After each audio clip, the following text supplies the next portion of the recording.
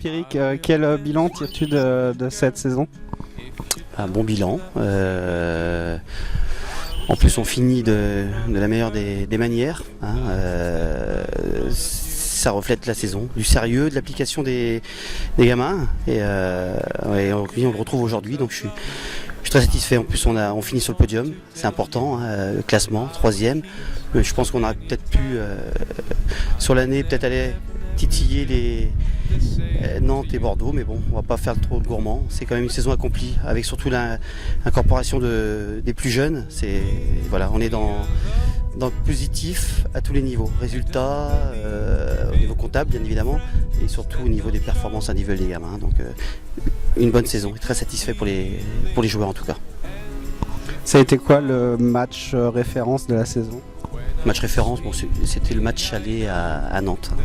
On avait perdu 4-3 là-bas. Un match avec une grosse intensité, avec deux effectifs. Moi j'avais à cette époque-là, c'était plus dans le début de saison, mes joueurs cadres on va dire. Il y a Nantes aussi. Et c'est vrai que ce match-là c'était vraiment le match référence. Donc comme tous les ans d'ailleurs, on joue des réserves professionnelles, c'est des matchs avec beaucoup d'intensité et d'application en tout cas. Ouais. Est-ce que tu es fier de ton parcours en Gambardella? Non, pas du tout.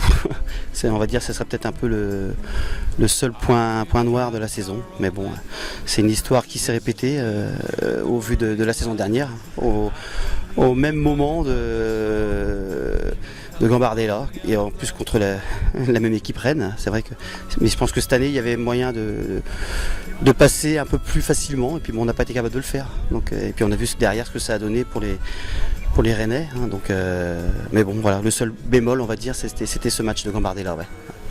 L'objectif pour la saison prochaine, ce sera quoi? Comme tous les ans de toute façon, au niveau du groupe, c'est d'être classé le plus haut possible. Et après, ce qui est, on va dire, le plus important, c'est l'éclosion des jeunes joueurs et qui puissent après intégrer la CFA, parce qu'on sera en CFA l'année prochaine, la CFA, et puis pourquoi pas les professionnels comme Cheikh Doucouré d'ailleurs cette année. Donc voilà, il y a l'objectif groupe et puis l'objectif individuel. Voilà. Justement, dans ces jeunes, lesquels t'ont plus impressionné cette année?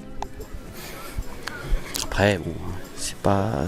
On connaît, on a des joueurs qui ont des profils différents, mais bon, c'est difficile de ressortir parce qu'on reste quand même dans un cadre collectif chez nous, que ce soit chez les plus jeunes, même les plus vieux. Mais bon, il y a des joueurs de talent. Après, c'est à eux de démontrer pour pouvoir aussi pouvoir déjà inclure le groupe CFA. Mais bon, vite fait comme ça. Bon, il y a un joueur qui m'attire beaucoup, c'est le petit Brian Pelé. On parle pas trop de lui, mais je pense que ça sera peut-être une grosse surprise de l'année prochaine. Et sinon, au niveau mercato, est-ce que tu as des vues sur certains joueurs?